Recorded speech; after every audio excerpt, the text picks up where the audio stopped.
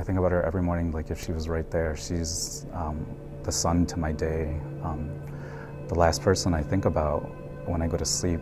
To this day, Carlos Sorto's heart still hurts.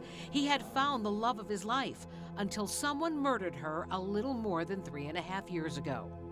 What I had to do at the hospital was I had to see her pass away. I saw her covered in her own blood. Erin O'Connor was fatally shot while doing what so many of us do, sitting in her car talking on the phone. Her vehicle was parked near 21st and Damon in the Pilsen neighborhood around 7:30 in the evening. What she didn't know is that while she was talking on the phone, just a few feet behind her was a man pointing a gun at someone else standing a few feet in front of her. The shooter is approximately right here where we're standing in front of this building and shoots in a southwesterly direction. When the bullets fly, one of them hits Erin in the head. That wound is fatal.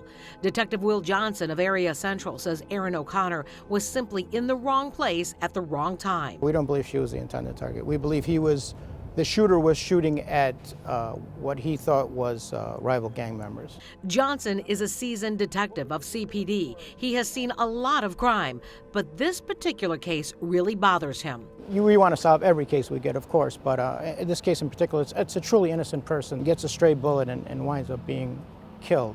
I mean, she's a young woman. I have children her age, so, I mean, it's something we definitely want solved. The area here is riddled with gangs, and those who live here, they know it, making them afraid to come forward. Police have had to rely on physical evidence. Our investigation revealed that the shooter is a male Hispanic Satan disciple gang member, who then after he fires in this direction, he flees down this gangway of this building right here. To this day, the neighborhood still has posters asking people to come forward on the case. O'Connor, she was fairly new to Chicago, moving here just 2 years before her murder to be with Carlos. The pair met while studying abroad in Japan. O'Connor was fluent in Japanese, Chinese, and Spanish.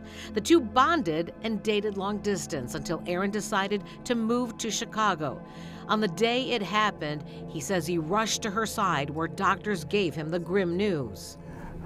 The doctor was very professional, very understanding, and he just told me straight up, she was shot in the temple and the head, and these injuries are fatal, and she's gonna die today. And when you hear that, you don't really understand it right away. But what he does understand is the fear felt by those afraid to come forward. Today, he pleads for them to help, not just for him, but for their own families. Someone that's still walking around and hasn't, been captured for what they did and could potentially do again to someone else.